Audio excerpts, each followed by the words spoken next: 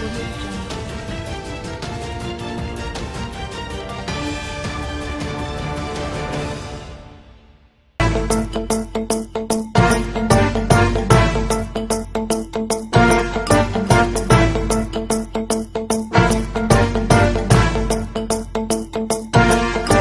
सभी का prima news पर हार्दिक स्वागत है। आज हम दिल्ली विधानसभा के रामनिवास गोयल जी के साथ हैं। दिल्ली विधानसभा अध्यक्ष होने के नाते आज प्राइमा न्यूज़ पर जो आज उनका छोटा सा साक्षात्कार आपके बीच आएगा और उनके जो ओजस्वी विचार हैं, उन्होंने जिस तरह से दिल्ली को अपनी कार्य क्षमता से दिल्ली के सभी विधायकों और दिल्ली सरकार को जो बांध के रखा है, अपने अनुभव और अपनी जिम्मेदारियों की गाथा गाता है। आइए बात करते हैं श्री रामनिवास गोयल जी से, जिनसे हम बात करेंगे आज की दिल्ली की, दल बदल की और न जाने कितने ही संस्थाओं से जुड़े हैं रामनिवास गोयल जी। बात करते हैं उनके सामाजिक परिचय की। मैं आपसे ये जानना चाहता हूँ कि आज का जो आप मील का पत्थर बने हुए हैं दिल्ली के अंदर, उस सफ़र के अंदर आपने किस तरह से परेशानियाँ थोड़ी सी ली और किस तरह से लोगों को आप अपना संदेश देना चाहेंगे कि किस तरह से आप एक अच्छे मुकाम पर पहुँच सकते हैं, छोटे शब्दों में? मुकेश जी, मेरा जीवन बहुत संघर्षशील रहा है। आप ये जान करके ताज्जुब करेंगे, 1964 में जब मैं 14 साल का था, दिल्ली के एक झुग्गी क्लस्टर जिसे वेलकम कॉलोनी कहते हैं, वहाँ मेरा जीवन दिल्ली में आरंभ हुआ। वहाँ से उठ करके 1964 के बाद 73 में वेखयार पहुँचा और वेखयार से ही राजनीति आरंभ हुई। एक्चुअल में तो राजनीति का जन्म जो है 1967 में हो गया था। 1964 में हमारी दुकान के सामने एक सभा थी कांग्रेस की। वहाँ एक नेताजी ने भाषण में बोल दिया कि बीजेपी वाले जहाँ भी जाते हैं, पंजाब में जाते हैं तो बोलते हैं चंडीगढ़ पंजाब का, हरियाणा जाते हैं तो चंडीगढ़ हरियाणा का। तो मैंने उस वक्त बालक था, 17 साल का, मैंने खड़े होकर बोल दिया, भाई इंदिरा जी सत्ता में हैं, किसको मिलना चाहिए निर्णय कर दें, झगड़े ख़त्म हो जाएंगे।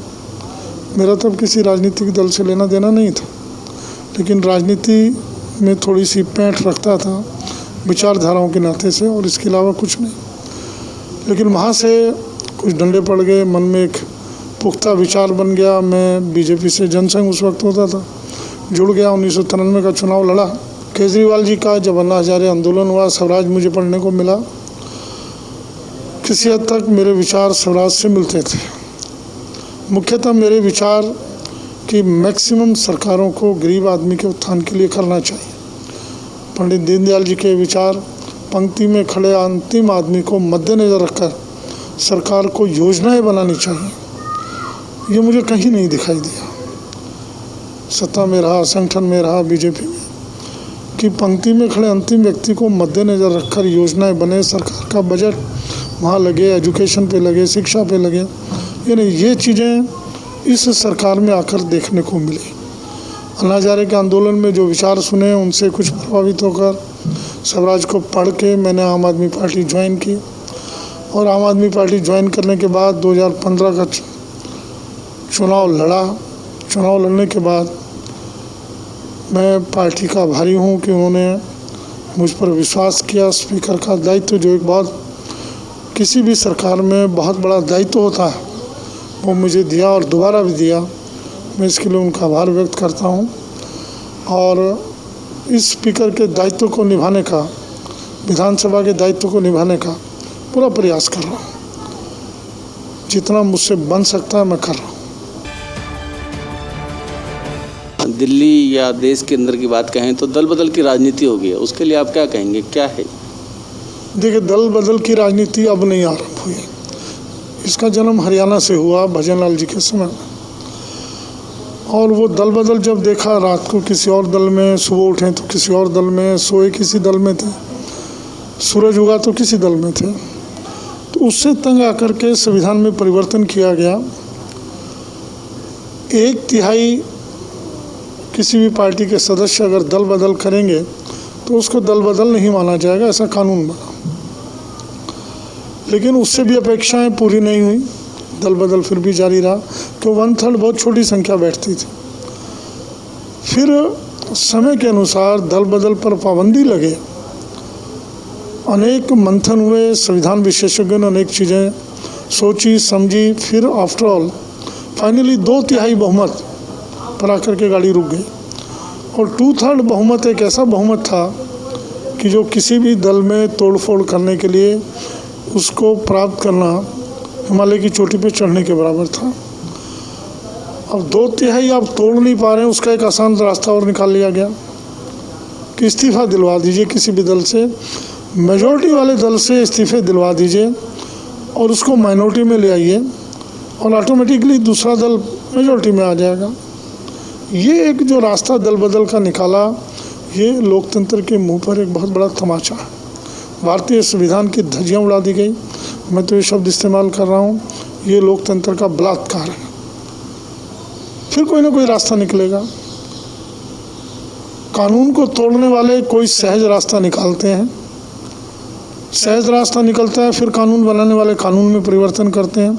कोई भी विषय ले लीजिए, चाहे वो बलात्कार का ले लीजिए, चाहे वो इनकम टैक्स का ले लीजिए, हमेशा कानून टूटते रहे, फिर उनमें संविधान में परिवर्तन हुआ। इसमें भी निश्चित रूप से अभी संविधान में परिवर्तन करना पड़ेगा ताकि इस ढंग के इस्तीफे दिलवाकर सरकारें गिराई ना जा सकें, सरकारें दोबारा दूसरे दल जिनकी मेजॉरिटी नहीं है वो बना ना सकें। इस पर भी एक पाबंदी लगानी पड़ेगी।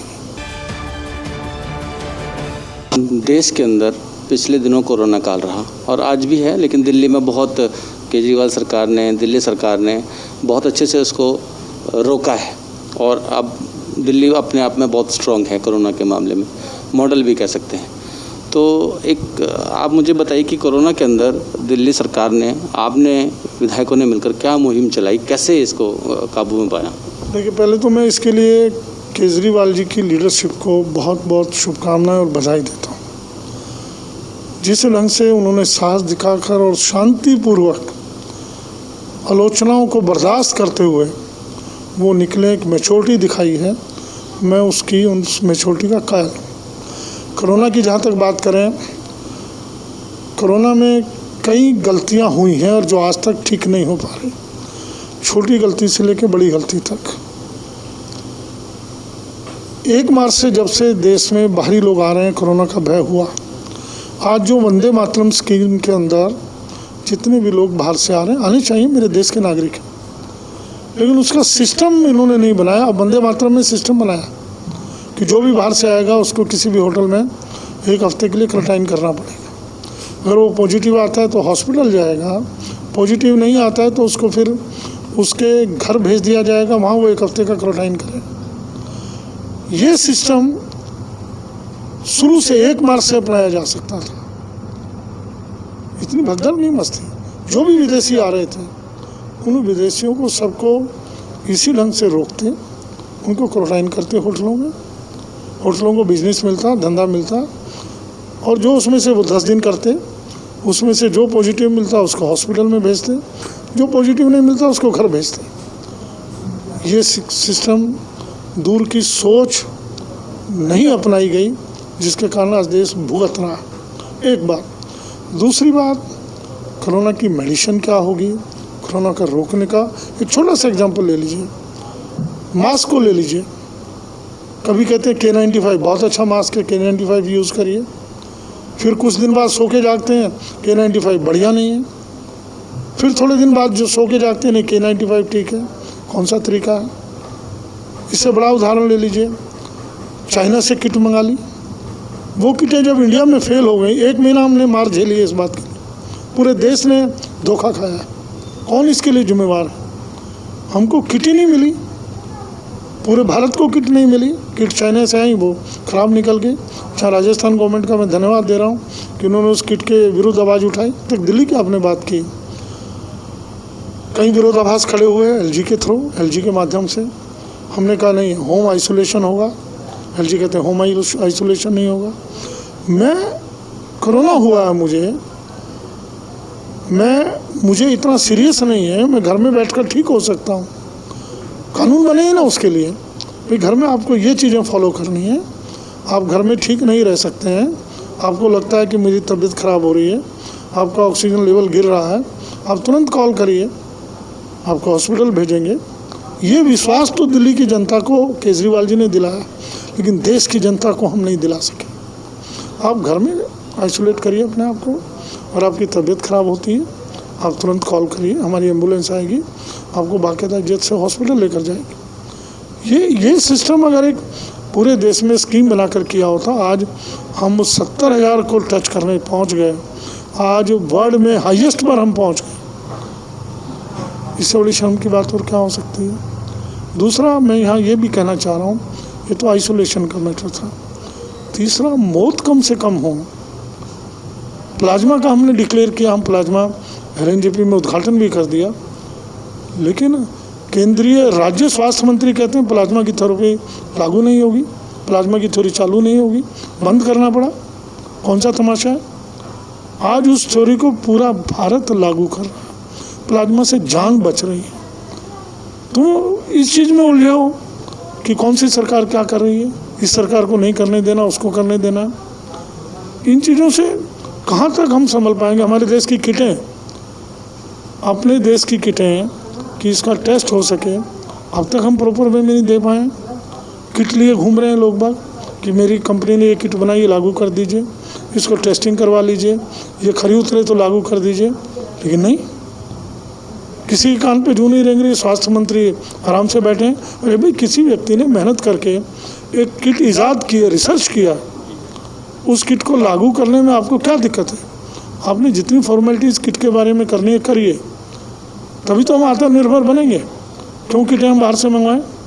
अपने देश की स्वदेशी किट अगर बनी है तो उसको प्रॉपर वे में लागू होना चाहिए, नहीं हो सका। मेरा कहना है कि कोरोना की लड़ाई को लड़ने के लिए जितने साधन हमने जुटाए, आज भी वो साधन जुटा लें। Isolation number 1, home isolation. Number 2, तबीयत ख़राब होती है तुरंत एम्बुलेंस उसके घर पहुँचे ऑन कॉल, उसको हॉस्पिटल में प्रॉपर बेड मिले, वेंटिलेटर मिले, आईसीयू मिले। नंबर 3, इसी कड़ी में हमने ऑक्सीमीटर भेजे। लोगों को लगा कि ऑक्सीमीटर मेरे पास नहीं है और मैं कैसे अपना ऑक्सीजन लेवल चेक करूँगा। ऑक्सीमीटर हमने घर घर भेजे। तो ये क्या हो नहीं सकता। ऑक्सीमीटर कोई बहुत बड़ी चीज़ नहीं। अगर अपने देश के लोगों की जान बचाने के लिए एक ऑक्सीमीटर भी हम घर नहीं भेज सकते। एक छोटी सी सरकार जिसको केंद्रीय सहायता नहीं मिली कुछ भी, वो ऑक्सीमीटर परचेज करके सबको भेज सकती है, और आप ऑक्सीमीटर नहीं भेज सकते। दिल्ली का पॉजिटिव रेट होना कम हुआ है। दिल्ली आज 90% पर पहुंच गई, रिकवरी रेट +90 है, और इंडिया भी 70 पर पड़ा हुआ है। तो ये सारी चीज़ों का विचार चिंतन आज भी नहीं हो पा रहा। गोयल साहब, जैसे दिल्ली सरकार ने काम किया, इसी तरह पिछले दिनों दिल्ली के अंदर गैर सरकारी संगठनों ने भी काम किया। कहीं मास्क बांटे गए तो कहीं पर सैनिटाइज़र बांटा गया, खाना ही बांटा गया। तो ऐसे आपदा के अंदर गैर सरकारी संगठन कितना अपना रोल अदा करते हैं। साथ ही प्राइमा फाउंडेशन ने भी लगातार मास्क बांटने की मुहिम चालू करी, थानों में भी, सरकारी डिपार्टमेंट में भी, हर जगह पर। तो ज़रा संस्थानों के बारे में देखिए, मैं इस चीज़ पर सब संस्थाओं को, जितने भी NGOs हैं या व्यक्तिगत तौर पे, मैं उनको आपके माध्यम से प्रणाम करता हूँ कि मैंने खुद अपनी आंखों से देखा मेरी अपनी विधानसभा में किस ढंग से लोगों ने योगदान दिया। क्या मास्क, क्या सामान, क्या पैसा। अब लोगों ने मुझसे कहा कि गोयल साहब, ये दाल चावल रोज़ हम परेशान हो रहे हैं, रोज़ महीना हो गया, नहीं हो सकता। तो रोटी का इंतजाम किया गया। अब रोटी सरकार की ओर से नहीं थी, NGOs ने 15-15 हज़ार रोटी मेरी विधानसभा में डेली आ रही, और मेरी विधानसभा में नहीं, ऐसी अनेक विधानसभाओं में आ रही थी। हर जगह लंगर लगे गरीबों के लिए। ये वहाँ कोई हिंदू मुस्लिम नहीं देख रहा था। मैं एक उदाहरण दूँ, हमारे राम मंदिर से बन कर के चावल, छोले, डेली बढ़िया खाना बन कर के मुस्लिम बस्ती में जा रहा था। भेजने वालों को पता है मुस्लिम बस्ती में जा रहा है, खाने वालों को पता है मंदिर में आ रहा है, लेकिन बड़े आराम से सब चल रहा था। तो ये जो चीज़ें हैं, इस सारी संकट की घड़ी में जो लोगों ने एक एकजुटता दिखाई है, जो त्याग दिखाया है, जो मुझे कुछ करना चाहिए, जिससे जितना बन पड़ता था वो 20 लोगों का खाना बना सकता था। घर से 20 लोगों का खाना बनाया, सड़क के किनारे 20 लोगों को खिला के आ गया। ये जो भावना आई थी, ये भावना कमोबेशी पूरे देश में आई है। लोगों ने अपनी ओर से कोई कसर नहीं छोड़ी उनको तो नतमस्तक होकर प्रणाम जितना किया जाए उतना कम। उनकी ड्यूटी नहीं थी, लेकिन नैतिकता, मोरल की ड्यूटी मान करके उन्होंने किया। प्राइमा फाउंडेशन ने भी मास्क बांटे, अनेक तरह के कार्यक्रम किए उन्होंने।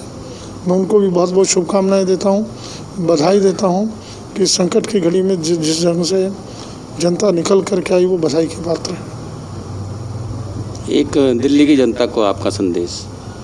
दिल्ली की जनता के लिए मेरी प्रार्थना एक ही है कि दिल्ली इस कोरोना रूपी राक्षस का दिल्ली की जनता के सहयोग से मर्दन होने जा रहा है और कमोबेशी हो चुका है। थोड़े दिन और जनता सहयोग दे पूरा, मास्क पहन के चलें, सोशल डिस्टेंस बना के चलें। अभी आपने सुना श्री रामनिवास गोयल जी को, जो दिल्ली विधानसभा के अध्यक्ष हैं, और उन्होंने अपनी ओजस्वी वाणी के अंदर बताया कि प्राइमा फाउंडेशन ने जो कार्य किए हैं वो सराहनीय कार्य हैं। रामनिवास गोयल जी को प्राइमा फाउंडेशन और प्राइमा चैनल की तरफ से बधाई देते हैं कि उन्होंने कोरोना काल के अंदर कोरोना को मात दी।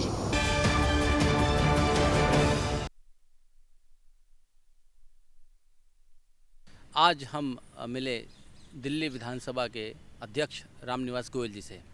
उन्होंने कहा कि दिल्ली के अंदर जो दल बदल की राजनीति है वो बहुत ही गलत है। रात को सोते हैं तो किसी और दल में होते हैं और सुबह जागते हैं तो किसी और दल में होते हैं।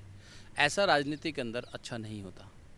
वह ये भी मानते हैं कि राजनीति के अंदर अपने आप को जमाना इतना आसान नहीं है, लेकिन फिर भी राजनीति करनी है तो आपको एक ही दल में रहकर अपने पैर मजबूत करके ही राजनीति करनी होगी। उन्होंने कहा कि देश के अंदर कोरोना के केस बढ़ रहे हैं, दिल्ली के अंदर केस कम हो गए हैं। वो सारा श्रेय हमारे मुख्यमंत्री अरविंद केजरीवाल को जाता है, जिनकी दूरदर्शी सोच और दिल्ली सरकार द्वारा उठाए गए समय पर कदम वो इसके लिए बहुत ही सहायक सिद्ध हुए। इतना ही नहीं, दिल्ली के गैर सरकारी संगठनों ने भी इसके अंदर बहुत अहम भूमिका निभाई। दिल्ली को पूरे विश्व को मॉडल मान लेना चाहिए। इतना ही नहीं, इस मॉडल को लेकर कोरोना ख़त्म किया जा सकता है। पूरे सरकार की सराहना करते हुए उन्होंने कहा कि केजरीवाल जी द्वारा जो कार्य किए गए वो बहुत ही सराहनीय कार्य थे। उन्होंने यह भी बताया कि आने वाले समय के अंदर की राजनीति में काफ़ी बदलाव नज़र आएंगे और साथ ही देश फिर से एक बार उसी राह पर चलेगा जैसे पहले चल रहा था। कैमरामैन शाहरुख, राजू के साथ मुकेश कुमार, प्राइमा न्यूज़।